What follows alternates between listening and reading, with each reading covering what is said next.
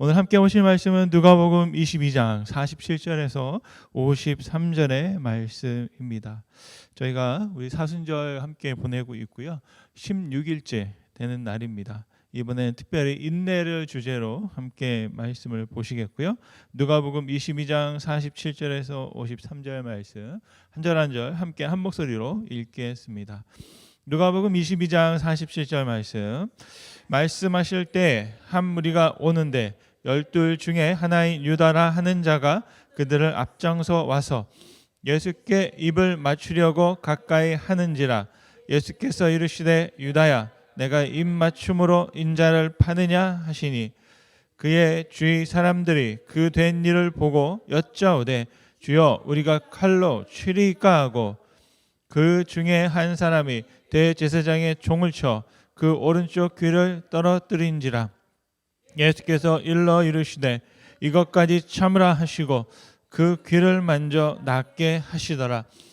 예수께서 그 잡으러 온 대제사장들과 성전의 경비대장들과 장로들에게 이르시되 너희가 강도를 잡는 것과 같이 검과 몽치를 가지고 나왔느냐. 내가 날마다 너희와 함께 성전에 있을 때에 내게 손을 대지 아니하였도다. 그러나 이제는 너희 때여 어둠의 권세로다 하시더라. 아멘. 우리가 참고 인내할 때 소망을 이루게 됩니다. 로마서 5장 4절 말씀에 보면 함께 보실까요? 인내는 연단은 소망을 이루는 줄 알미로다. 아멘. 여러분, 인내와 소망 사이에 무엇이 있습니까? 연단이 있습니다. 연단이 있기 때문에 우리가 인내가 필요합니다. 여러분 삶에 소망이 있으십니까? 오늘 특별히 이 아침에 주님 앞에 나오면서 여러분 기대하시는 것이 있습니까? 여러분이 소망을 이루고 싶으시다면 인내를 받으셔야 되는 줄 믿고요. 그러려면 그것을 통과해야만 합니다. 연단을 통과하기 위해서는 바로 우리에게 인내가 필요한 것이겠죠. 그래서 인내를 온전히 이룰 때 우리가 부족함이 없게 된다라고 야고보서 1장 4절 말씀인데요. 같이 한번 보시겠습니다. 인내를 온전히 이루라. 이는 너희로 온전하고 구비하여 조금도 부족함이 없게 하려 함이라. 아멘. 우리에게 왜 연단과 인내가 필요한가? 인내가 우리를 온전하게 한다. 또 부족함이 없게 한다. 다시 말하면 복을 받는다라는 것입니다. 야고보서 5장 11절 말씀인데요. 또 함께 보시겠습니다. 보라, 인내하는 자를 우리가 복되다 하나니. 아멘. 우리가 참았고 연단을 통과했는데 아무것도 없다면 얼마나 허무할까요? 그런데 우리가 그런 인내를 통해서 복되다라고 하나님께 일컬음을 받게 된다라는 것입니다. 여러분 무엇을 보고 복이라고 할까요? 누가복음 21장 19절 말씀에 보니까 이런 말씀이 있습니다. 같이 한번 읽겠습니다. 너희의 인내로 너희의 영혼을 얻으리라. 아멘. 영혼을 다른 말로 하면 생명이라고 할 수 있겠습니다. 우리가 참음으로 말미암아 영혼을 얻는다라는 겁니다. 그런데 우리가 그렇게 인내하는 것을 너무나 좋은지 알지만 솔직히 말하면 참 힘들어하고 불편해하는 것이 사실인 것 같습니다. 저는 여러분 어떠신지 모르겠는데 저는 잘 기다리는 사람이라고 생각했었거든요. 그랬는데 최근에 보니까 또 그렇지가 않더라고요. 문제가 뭔가 봤더니 제가 좋아하고 잘할 수 있는 일들에 대해서는 시간 가는 줄은 모르지만 억지로 하거나 불편한 일을 할 때는 정말 어떻게 몸둘 바를 모르고 탐탁치 못해가지고 시간이 그렇게 안 가는지 모르겠습니다. 아마 인내하고 견딘다는 것은 그런 의미가 아닐까 싶습니다. 때로는 우리가 원치 않은 길을 갈 수도 있고 또 때로는 내가 바라지 않는 것들이 우리 앞에 다가올 수도 있겠죠. 그런데 그런 시간 속에서 어떻게 그것을 견디느냐 참 쉽지 않은 일입니다. 조바심이 나기도 하고 때로는 화가 나기도 하고 막 안절부절하게 됩니다. 오늘 본문의 말씀에 보면 그런 불편한 마음을 먹고 기다리고 또 때로는 인내했어야 하는데 참지 못했던 예수님의 제자가 나옵니다. 그 제자는 누구냐면 베드로입니다. 복음서를 열심히 읽다 보면 베드로에 관한 이야기, 일화들이 굉장히 많이 나와 있습니다. 근데 좋은 이야기도 있지만 또 여전히 베드로 스스로에게는 감추고 싶은 이야기도 아주 솔직하게 기록되어 있는 것을 볼 수 있습니다. 우리가 성경에서 볼 때 베드로는 항상 앞장서는 사람이었어요. 공동체에 있다 보면 누군가 앞장서는 사람이 필요합니다. 펭귄들이 바다에 들어갈 때 다들 망설인다고 해요. 그런데 어떤 한 펭귄이 바다로 뛰어들면 그때 그 펭귄을 따라서 나머지 펭귄들이 바다로 뛰어든다고 합니다. 그래서 그 펭귄을 퍼스트 펭귄이라고, 첫 번째 펭귄이다라고 말하는데요.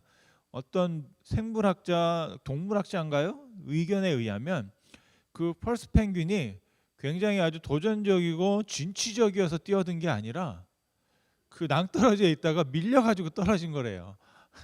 밀려서 떨어지는데 문제가 뭐냐? 첫 번째 떨어지는 펭귄은 그 바닷속에 그 펭귄을 잡아먹으려고 하는 적들이 기다리고 있다가 가장 위험하게 잡아먹을 수 있다라는 겁니다. 그래서 우리가 겉으로 보기에는 와 용감하다 그랬는데 결국에는 밀려서 떨어져 가지고 적들에게 잡아먹힌다는 거죠. 다시 말하면 가장 위험하다 말씀드릴 수 있겠습니다. 그래서 앞장서는 사람은 늘 공격의 대상이 되거나 상처를 받거나 또 때로는 그 대가를 치르게 되는 것이죠. 교회 공동체 안에도 앞장서는 사람이 있습니다. 누군가는 해야 되죠. 그러다 보면 늘 공격의 대상이 되고 또 때로는 여러 가지 공도 있고 박수도 받지만 어려움도 당하는 것을 우리가 볼 수 있습니다. 그래서 베드로가 바로 그렇게 앞장서는 사람이었어요. 제자들 중에서. 그러다 보니까 많은 일화들이, 이야기들이 있는 것을 볼 수 있습니다. 예수님께서 이제 마지막 유월절을 보내러 예루살렘에 가셨고요. 그리고 대제사장과 군사들이 예수님을 체포하러 왔습니다. 그러자 제자들이 딱 예수님께 물어봅니다. 49절 말씀인데요. 같이 한번 읽겠습니다. 그의 주위 사람들이 그 된 일을 보고 여짜오되 주여 우리가 칼로 치리이까 하고 묻습니다. 칼로 친다는 건 뭡니까? 우리가 나서서 싸울까요? 라고 하는 겁니다. 물어보잖아요. 그러면 여러분 물어봤으면 그 다음에 해야 되는 게 뭡니까? 인내해야 합니다. 무엇을? 예수님께서 대답하기를 기다려야 되죠. 그런데 예수님의 대답이 나오기 전에 이미 움직이는 사람이 있습니다. 50절 말씀인데요. 같이 읽겠습니다. 그 중에 한 사람이 대제사장의 종을 쳐 그 오른쪽 귀를 떨어뜨린지라. 아멘. 오른쪽 귀입니다.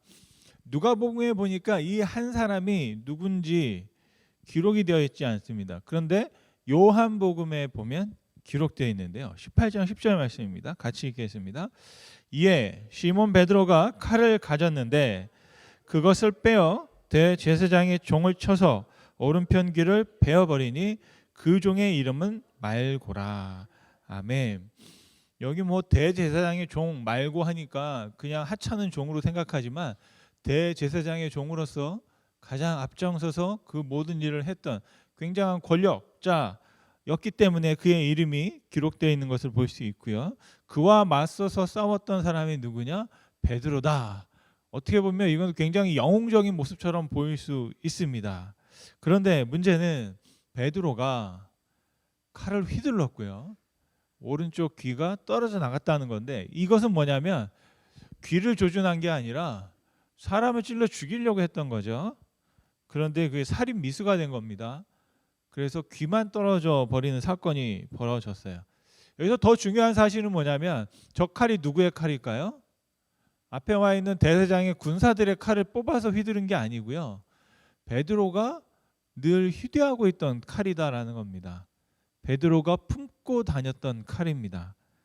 그래서 어떤 분들은 이 베드로가 열심당원이었다라고 말합니다. 그러니까 폭력적 또 때로는 그 힘을 통해서 이스라엘의 독립을 추구했던 그런 모임이 있었는데 그게 바로 열심당원입니다. 근데 혹시 베드로가 그런 열심 당원에 속한 사람이 아니었을까라고 말하는 분도 있어요. 여하튼지 간에 지금으로 말하면 칼을 아니라 총을 품고 있었던 거죠. 그래서 총을 쐈는데 오른쪽 귀에 정확하게 맞게 된 것입니다. 어떻게 보면 이 베드로는 자기가 예수님께 약속했던 이 누가복음 22장 바로 그 앞에 보면 예수님께 이런 말을 했습니다. 누가복음 22장 33절인데요. 이게 베드로입니다. 그가 시작 그가 말하되 주여 내가 주와 함께 오게도 죽는 데에도 가기를 각오하였나이다. 아멘. 그렇게 말하고 나서 얼마 지나지 않아서 바로 같은 날입니다. 예수님께서 체포될 위기에 닥쳤고 베드로는 예수님 앞을 가로막았습니다. 다른 제자들은 예수님 칼로 칠까요 하고 있는데 벌써 예수님은 앞으로 이 베드로는 앞으로 뛰어나간 겁니다. 어떻게 보면 참 용기 있는 행동이죠. 근데 그 다음에 예수님께서 하신 말씀이 있습니다. 51절 말씀입니다. 이거 아마 오늘 말씀의 주제라고 할 수 있겠는데요. 같이 한번 보시겠습니다. 51절 말씀. 예수께서 일러 이르시되 이것까지 참으라 하시고 그 귀를 만져 낫게 하시더라. 아멘. 이것까지 참아라. 이게 무슨 말인가 봤는데 우리는 가끔 이런 말을 하죠. 여러분 혹시 최근에 그런 말 한 적 있으세요? 내가 더 이상은 못 참겠다. 내가 더 이상은 이렇게는 못 살겠다. 혹시 여러분 그런 말씀을 해본 적이 한 30년 전, 40년 전에 있으신지 모르겠어요. 와 나는 더 이상 참을 수 없다. 그런 말을 했던 적이 있는데 예수님께서 하신 말씀이 뭐냐면 그럼에도 불구하고 참아라. 언제까지 참아라? 끝까지 참아라. 그리고 현대인의 성경에 보니까 이렇게 번역이 되어 있습니다. 그만두어라. 이만해 두어라. 그게 뭐냐면 영어로 보니까 stop. 멈춰라. 이제 충분하다. 그만해라 라는 그런 뜻이었습니다. 가끔 우리가 삶을 살다 보면 하나님께서 저와 여러분들에게 이런 말씀을 하실 때가 있을지도 모르겠습니다. 스탑, 멈춰라. 그만해라. 멈춰라. 그만해라. 저는 오늘 말씀을 준비하면서 그런 말씀이 들렸습니다. 혹시 하나님께서 저에게도 오늘 하루를 살면도 또 어제를 살면서 저에게 스탑, 멈춰라. 그만해라 라고 혹시 말씀하신 적이 없으실까라고 하는 겁니다. 베드로는 살인을 하려고 그랬어요. 어떻게 보면 나를 지키기 위해서 마땅히 싸워야 할 것처럼 보입니다. 그런데 예수님은 멈추라고 말씀하셨습니다. 인내라는 건 뭐냐면 마땅히 할 수도 있지만 하지 아니하는 것, 바로 멈추는 것이다라고 생각합니다.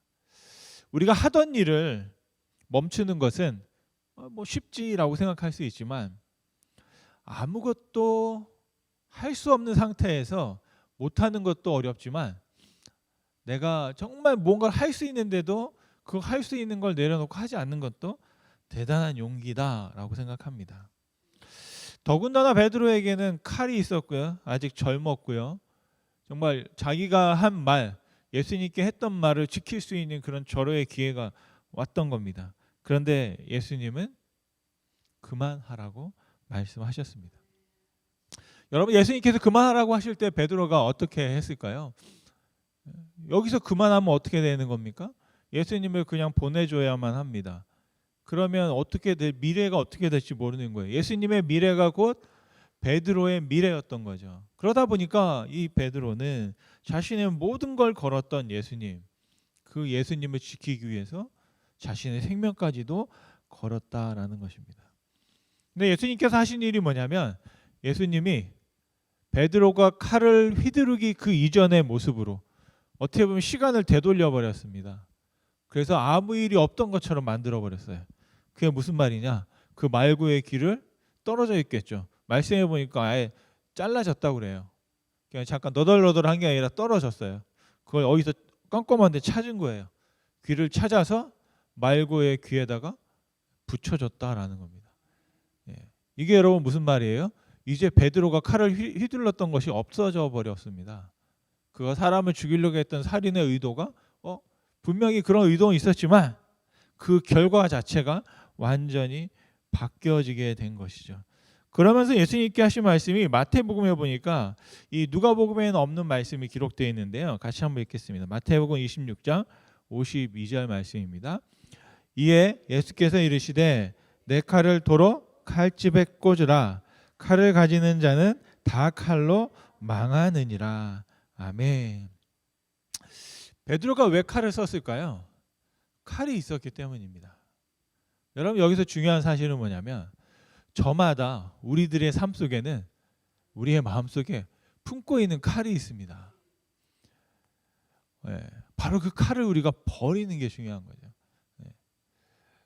오늘 말씀에 제가 밑줄을 그었는데 뭐라고 되어 있습니까? 예수님께서 칼집에 꽂으라. 칼을 가지는 자는, 그러니까 칼을 빼는 자는 칼로 망하는 게 아니고요, 칼을 가지고 있는 자는 그 칼로 망할 것이다 라고 했습니다. 저와 여러분의 삶 속에 또 제가 제 스스로를 바라볼 때 혹시 내가 가지고 있는 칼이 있나? 여러분, 이 칼을 왜 가지고 있을까요? 요리를 해주려고? 내가 이 칼처럼 갈고 있는 말이나 칼처럼 갈고 있는 어떤 생각이나 칼처럼 갈고 있어서 그 칼을 통해서 그 누군가가, 아니면 나와 상대하는 그 어떤 사람이 나를 공격해 올 때 내가 이 말로 되갚아주겠다. 또 때로는 이 칼로 내가 당한 것보다 더 아프게 하겠다라는, 그 어린아이들이 싸울 때의 모습과 같이 어린이 되었지만 어른도 여전히 그런 생각을 하고 살아가고 있다는 것이 우리들의 모습이 아닐까 싶습니다. 여러분, 칼을 뽑는 것, 칼을 빼서 휘두르는 것뿐 아니라 예수님의 말씀은 뭐냐면 칼을 가지는 자, 칼을 품고 있는 것 자체도 그 칼 때문에 망할 것이다 라고 말씀합니다. 저는 여러분과 우리가 정말 이 칼을 품지 않고 살아갈 수 있기를 간절히 소원합니다. 칼을 품는다는 건 뭐냐면 언젠가는 사용하겠다라는 것이죠. 우리가 칼을 사용하지 않는다는 것, 또 칼을 품지 않겠다는 것, 그게 뭐냐면 바로 믿음이다라고 믿습니다. 우리가 칼을 갈고 칼을 품고 있으면 결국엔 그 칼이 우리 스스로를 찌르게 될 것입니다. 여러분 잘 아시는 것처럼 예수님은 칼이 필요 없습니다. 예수님을 잡으러 오는 사람들이 있어요. 그럼 여러분 어떻게 하실까요? 어떤 영화나 만화에 나오는 것처럼 그 겟세마네 동산에 있는 나무들이 갑자기 막 군사가 되어서 그 대제사장들을, 종들을 포위할 수도 있고요. 바위가 날아가서 그들을 칠 수도 있고요. 아예 그냥 그들의 무덤을 그곳에 만들어 버릴 수도 있는 능력이 예수님께 있는 줄 믿습니다. 그런데 베드로는 칼을 뽑았지만 예수님은 인내하셨고 자기가 가지고 있는 그 무한한 능력을 전혀 보여주지 않으셨습니다. 그리고 끝까지 참으셨습니다. 여러분, 말씀을 마치면 예수님께도 왜 참으셨는가? 바로 예수님은 십자가로 가셔야만 했습니다. 예수님은 십자가로 가시기 위해서 인내하셨습니다. 연단을 받으셨습니다. 아까 처음에 말씀드린 것처럼 소망을 이루려면 인내하고 연단을 받아야만, 통과해야만 소망을 이룰 수 있다라는 것이죠. 예수님의 소망은 무엇입니까? 하나님의 소망이 곧 예수님의 소망입니다. 여러분의 소망은 여러분 무엇입니까?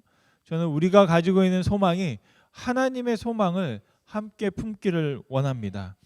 우리가 칼을 품는 것이 아니라 하나님의 소망을 같이 품을 수 있으면 좋겠습니다. 그런데 문제는 그 하나님의 소망이 무엇이냐? 십자가였다라는 것입니다. 예수님은 그 하나님의 소망을 이루시기 위해서 인내하셨습니다. 그 소망의 결과가 뭐냐면 하나님과 원수되었던 우리가 화목하게 되는 것입니다.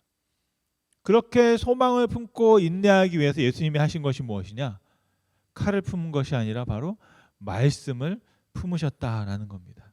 하나님의 말씀을 품을 때 우리가 인내할 수 있습니다. 여러분, 예수님은 얼마만큼 인내하셨을까요? 제가 사순절을 보내고 있습니다. 예수님은 완전히 다 발가 벗겨졌어요. 정말 사람이 당할 수 있는 가장 심한 수치를 당하셨습니다. 그리고 예수님은 모든 것에서부터 다 끊어져 버렸습니다. 모든 사람들이 예수님을 외면했습니다. 그리고 예수님은 다 무너져 버렸습니다. 아무도 예수님을 일으켜주지 않았고 결국에는 예수님은 완전하게 부서졌습니다. 십자가에서 돌아가셨습니다. 여러분, 예수님께서 죽기 위해서는 무엇을 해야 됩니까? 힘을 쓰지 말아야 되고 무력해져야만 했던 것입니다. 예수님이 십자가로 가시기 전에 이 땅에서 예수님과 마지막 인사 그리고 마지막 입맞춤을 한 사람이 있습니다. 바로 12명의 제자들 중에 밥상에서 먼저 그 자리를 뛰쳐나간 사람입니다. 가룟 유다예요. 유다는 예수님의 능력을 아주 가까이에서 본 사람입니다. 그리고 예수님께서 직접 그 유다를 가르치셨어요. 그리고 그는 예수님의 말씀을 직접 귀로 들었습니다. 이게 얼마나 큰 능력입니까? 그 수천 년의 역사 속에서 예수님이 오셨던 그 기간, 또 예수님을 만났고 예수님의 말씀을 들었어요. 그럼에도 불구하고 그는 예수님, 하나님 그 말씀을 품지 못했습니다. 예수님을 믿지 못했어요. 그리고 그 유다의 품에는 보이지 않는 칼이 있었어요. 그 칼을 뽑았습니다. 그 칼이 뭐냐면 바로 입맞춤이었습니다. 입맞춤은 뭐냐면 암호입니다. 깜깜한 그 동산에 예수님과 비슷한 또래의 10여 명의 사람이 있는데 누가 예수님인가? 유다가 딱 찾아가서 예수님을 인사하고 그와 입을 맞추었습니다. 그런데 그 입맞춤이 무슨 입맞춤이에요? 바로 죽음의 키스가 되는 거죠. 그런데 여러분, 중요한 사실이 있어요. 오늘 말씀해 보니까 49절에 예수님께서 자기에게 입 맞추고 있는 그 유다에게 뭐라고 말씀하시는가라는 것입니다. 같이 한번 읽어보겠습니다. 49절 50절 말씀입니다.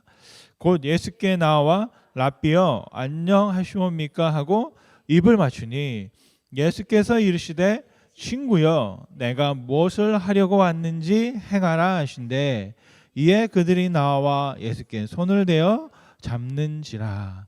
아멘.